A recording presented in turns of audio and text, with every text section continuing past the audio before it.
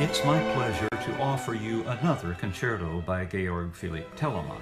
This one, his E minor oboe concerto, probably written around 1720.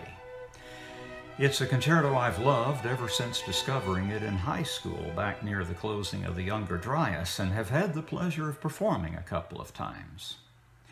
Like the viola concerto I offered 3 weeks ago, this work follows the Sonata di Chiesa pattern of 4 movements in slow, fast sequence. In fact, most of his 100 or so concertos follow this pattern.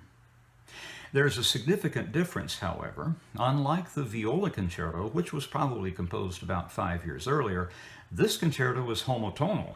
All 4 movements begin with a downbeat E, with the minor key melody then beginning with the offbeat following.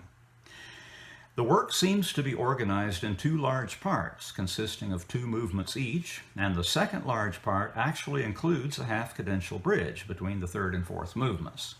I've presented it that way in this video.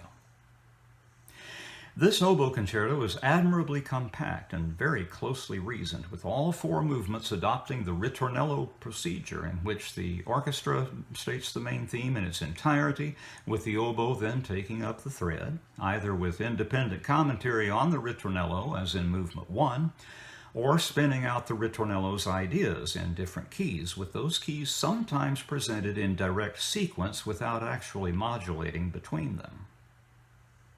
In the opening movement, the distinctive motive consisting of the first 10 notes of the melody is the backbone of the whole, stated again and again, often in call and response style.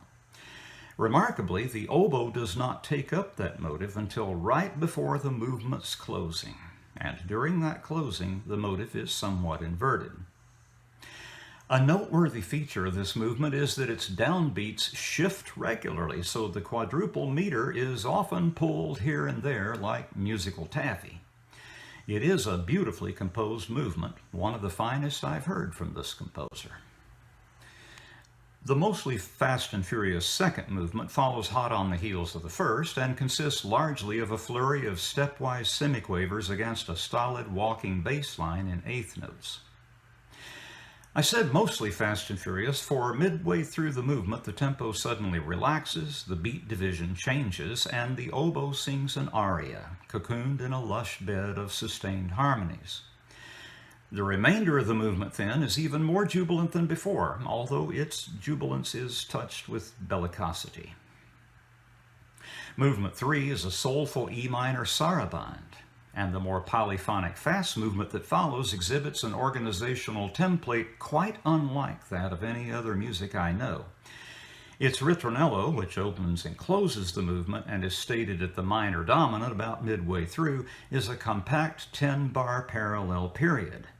This means that its constituent phrases are 5 measures in length, and this unbalanced phrasing is then celebrated in the solo passages that follow, with the 5 measures expanded by cadential extension to include 15, 16, or 17 measures.